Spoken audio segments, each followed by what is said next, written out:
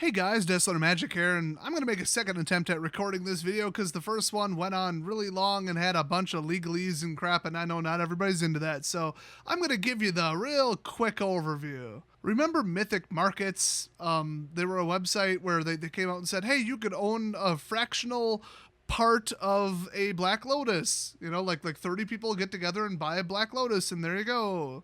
And people were like, oh, that's kind of neat. I like that, So then, if it goes up, then maybe it would get sold and then we'd all pocket, our fractional differences, and I'm sure there'd be a management fee. What a wonderful business plan. Well, that's not how any of that worked.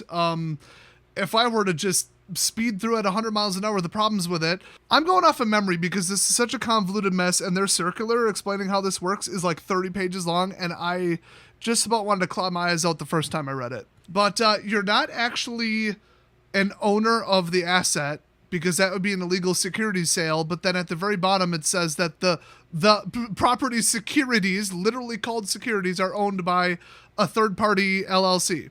It's like some investment company. It's not even like Mythic Markets LLC. It's someone else. And then the trading platform is a different third-party LLC. So it was more of an investment underwriter and then an e-commerce provider, which really led to the question online, who the hell owns this asset and who controls it? Because their circular said, if you buy a share in a Black Lotus, you have no control over when it gets sold or why. I remember one of the big issues I took with it is that they said that they can, under some circumstances, sell more shares or expand the number of shares for sale for an asset. So if you're immediately putting this together in your head why that would be a problem, good for you, but I'll just spell it out for those who aren't into math. $30,000 Lotus, they sell 30 shares at $1,000 a piece. There we go. And then they just decide to sell 10 more. Well, what does that do to your ownership percentage? Also, you can't tell them when to sell it. And also, I think they had said they were going to set up a share trading thing, but for the time being, you couldn't trade or transfer your shares to anybody or cash them out. It sounds like with some of the language they gave now that you could do that. They did set up a marketplace, so okay, cool, but I didn't participate in this, and it's all been suspended. So the way they put it in their announcement was we wish we could have notified you sooner that we were suspending all trading, but there was no way to do that ahead of time without affecting the market values for the shares, because everybody would just sell them off and they go down the toilet, and then everybody would lose and the last person holding it would get screwed. Now, if they're doing what they say they're doing, that I will completely agree with that statement. That is what would have happened, and that would have been a negative outcome, because they said that they are now liquidating every asset. So they had Black Lotuses, or at least one, they had old graded comic books. They had some old, I think, figures, action figures from a long time ago in the box, just a bunch of different stuff worth thousands of dollars. So they said they paused everybody's everything, take out any money, any liquid, cash that you have in your account, withdraw it back to your bank account right now. So yeah, go do that if you're caught up in this nonsense. And then when the item sells either private party or at an auction, they're not sure, and every asset's going to go at a different time, obviously. It's just how liquidating assets works. You will be paid your exact current last known share price, which is why he didn't want them to all to crash. If somebody's like, oh, they're selling it off, what? Oh, sounds like they're doing bad. I'm going to get skittish and I'm out. It would just be sell, and the value of the shares would just go down the toilet. And then what if you're stuck with some shares, or you're the last person stuck with the shares? Well, now the Lotus gets sold for $30,000 and there's only 15 grand worth of shares to pay out. Well, that's just bad for everybody. So I do kind of get it, but it's I could have sworn that even though they called them securities, they said that you were buying a silent partner, non-controlling, non-voting share in an LLP, like a limited liability partnership, or an ownership share in a private, non-publicly traded LLC. So every asset had its own LLC, which I thought, oh, that's kind of interesting. But then they kept saying, no, it's securities. It's all sold by securities. Well, is it a security for the company and the company only has one asset? It was such a workaround of the SEC's laws. And I'm getting way too technical again, but hopefully you get the gist of it. I think that's all the technical crap I'm going to explain here. I mean, I think most people know what securities and investments and ownerships in companies are, but I just wanted to outline how convoluted it was and why it was never going to work. The last thing I remember saying in my last video, which feel free to go watch it on my channel, just go to my channel under videos and type into the search Mythic Marketplaces. You'll get the full details where I just break down their entire circular, all the legal stuff in it, all that. Not that it's relevant now, but letting them oversell the shares and like having no control over when the asset gets liquidated is just stupid. But when people just outright said, how do you plan to make money? Their reply was, well, we might like get paid to go around to trade shows and to like set up like mini museums or something. Like basically Channel Fireball would like pay us 10 grand or something to go to a GP and set up like a viewing area where we'd like charge tickets, or they'll just pay us as an attraction to show all these first edition, you know, this Lotus and signed whatever, and it would be like a puller, it would be a draw. I'm like, you wouldn't even make your money back on like the security guard guarding it who would have to be armed. I mean, you know how much shit gets stolen at these GPs? So at museums, oh, those are profitable. Even when they're nonprofits and they're propped up by like universities and donors and public funds and grants from the government, they still don't make money. This whole business model was completely wacky, and like, I've always said this and I stick by it. It's somewhere between a horribly incompetent, never going to work, dumb Zoomer idea where it's like Fire Festival. I think I probably compared it to that, but like it's somewhere between that and like an outright scam, like a knowingly like I'm going to rip them off and read all the terms, put them together. I can just pocket all the profits, sell anything whenever I want. Nobody has any recourse and I always win in the end, you know, something like that. I mean, it's been 2 years and the dude behind it didn't run off with everybody's money in like an exit scam or something. So like, okay, cool. It wasn't a rug pull, but I mean, people told him it's not going to work. Lawyers looked into it and said, this is why it's not going to work. And he just ignored them all. That kind of screams like he knows it's not going to work. And now they're restructuring. They're liquidating all the assets and they're doing, you know, something different, but he can't explain what they're doing different. Well, why would you sell off all the assets if you're going to continue to do, they even said this, we're going to continue to do, but just in a different way, a fractional ownership stake in expensive crap? Well, then why don't you keep your current inventory? Why the hell pay the 30% auction fees to go sell it at Sotheby's? Are you out of your damn mind? I think the whole thing right now comes down to one of three things, okay? One of three scenarios. One, his company is completely out of money. Two, the government is up his ass over the ridiculous web of basically illegally selling securities for a physical asset, but masking it like you're a member of an LLC, an S Corp. Or three, he realizes that if he auctions off a Black Lotus, he's going to get way more than he paid for it. But, and they even say this in the announcement, according to their own terms, you know, let me point you at the terms that you agreed to, their shareholders, people who own shares in these different funds, are only owed the current value of their shares, which is not necessarily tied to the value of the asset, is my understanding. It's not like every 3 months they revalue the asset and adjust your share accordingly, okay?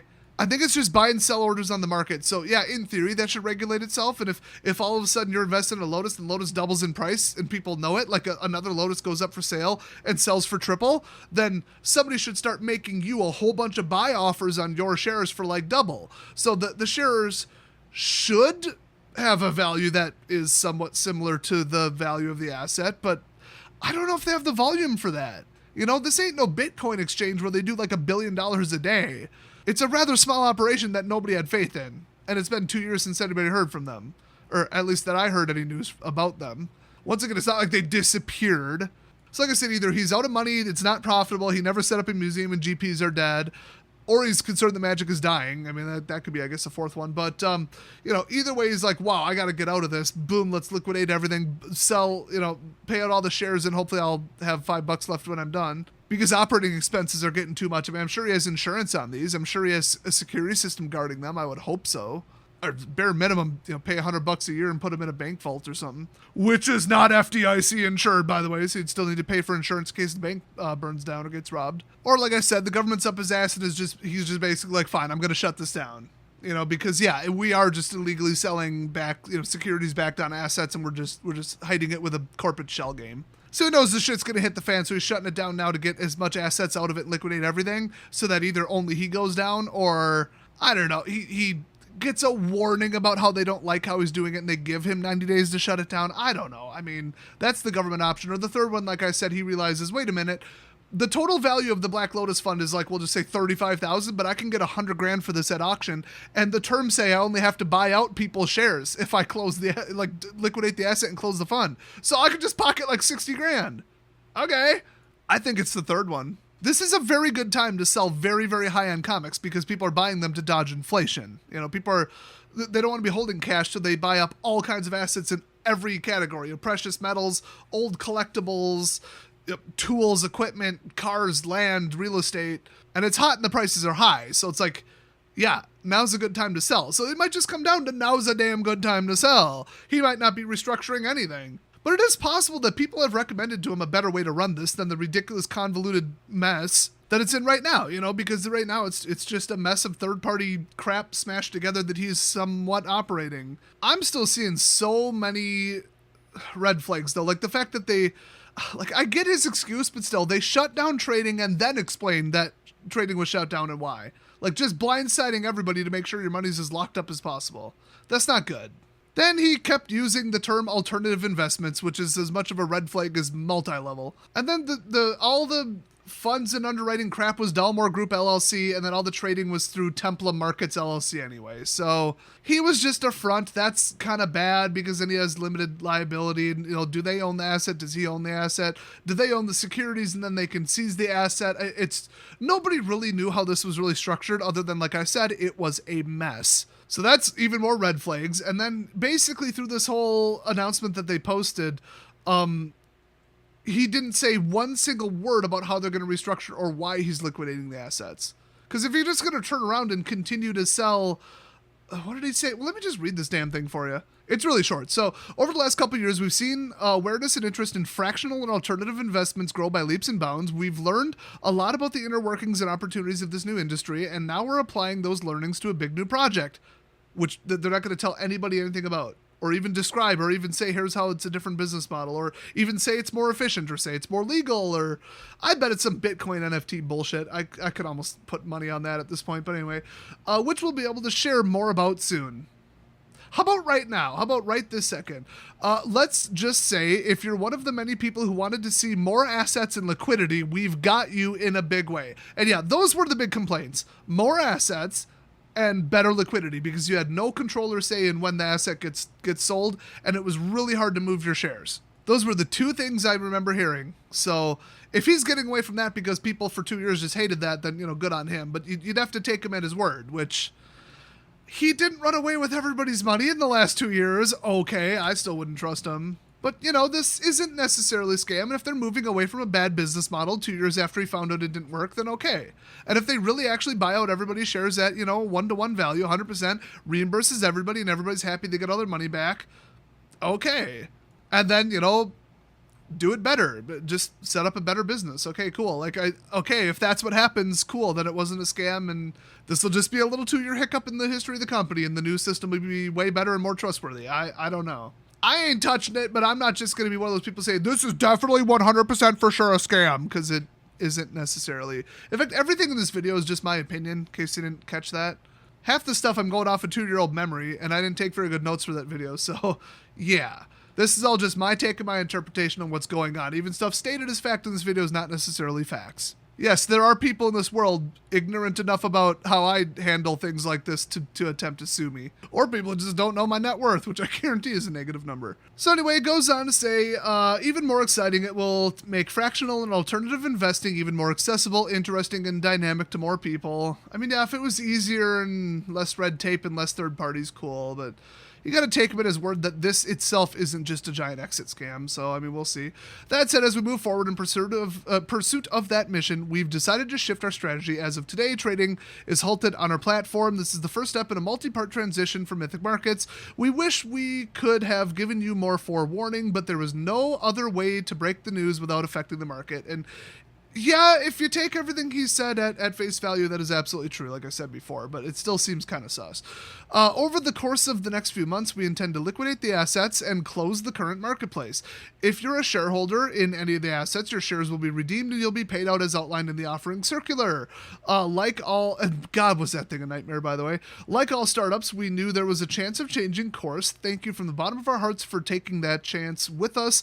We'll make every effort to make this transition as smooth and rewarding as possible for you. In the meantime, remember to withdraw any cash you've deposited into your account for trading. No other action is required. Thank you so much for your support over these last few months and years. We'll let you know more soon. Sincerely, the Mythic Marketplace team.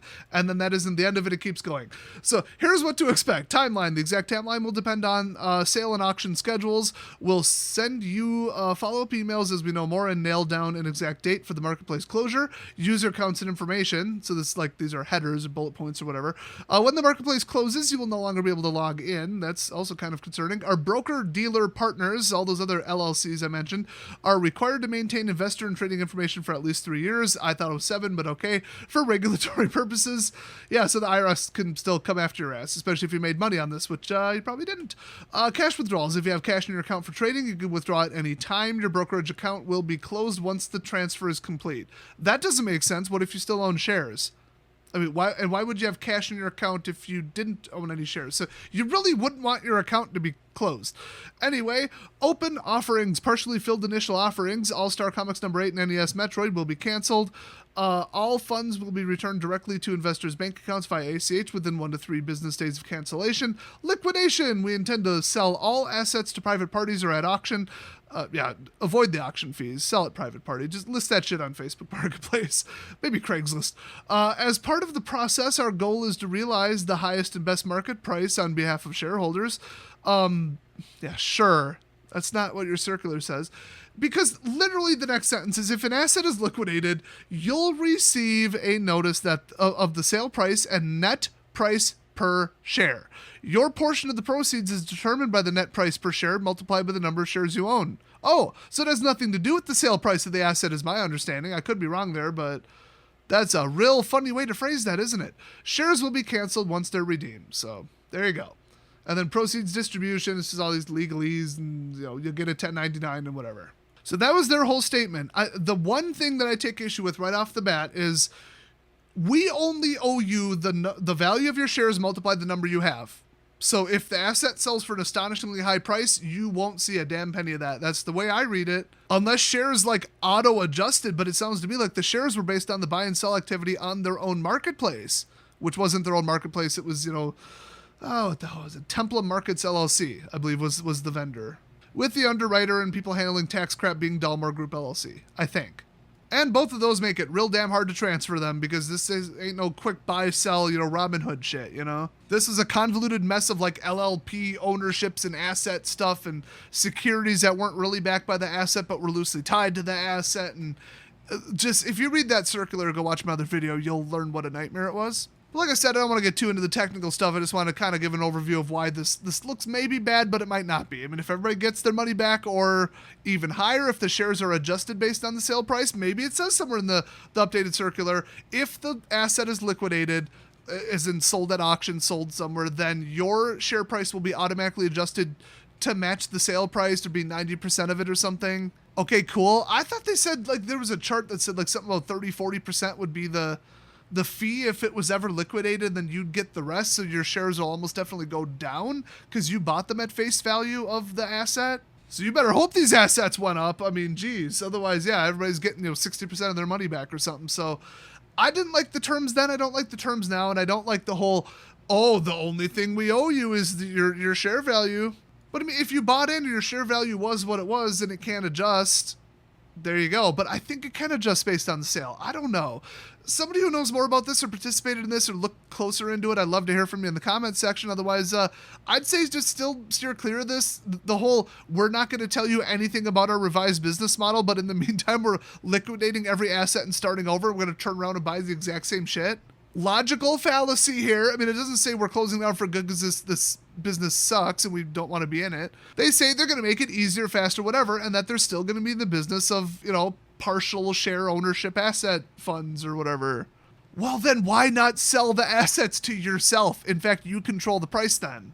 I don't get it. There's an amount of things that don't add up and they don't scream scam, but they whisper it, you know, or at least like shady dealings, misleading terms, stuff that doesn't benefit the investor, the customer, you know, just like you're going to lose money because of how they set it up is the way I see it. And then it only gets worse from there. So I would not touch this radioactive thing with a 30-foot pole. And I look forward to hearing from any of you. Feel free to message me, send me an email, whatever, leave a comment about if an asset gets sold and you start getting your money back, and if it's what you thought, if it matches the last share price, if it went up, if it went down, if they took a fee, anything like that. In fact, if you bought something in 2020 from them and then it gets liquidated in 2021, you might have to pay like capital gains on the entire amount if you already wrote off the purchase. And if you didn't, but you're on a cash but non-accrual system as your own private business, let's just say it gets complicated and you might get nailed by the IRS even if it looks on the up and up. But as soon as there's any movement, any action, any money exchanged, any one of these assets or shares gets liquidated, let me know ASAP, because I want to know how this shit goes. I want to be the first to know. So if you hear anything about it on Reddit, or if it happens to you personally, or if you're holding shares, let me know ASAP when there's news on this, because I bet we'll have to wait less than a month to find out how the first couple people are getting compensated. So in the meantime, I bet a lot of you are very glad that you didn't touch this, and you're probably shaking your boots if you did. So probably should have followed my advice the first time. But thanks for watching, everybody, and I'll see you guys next video.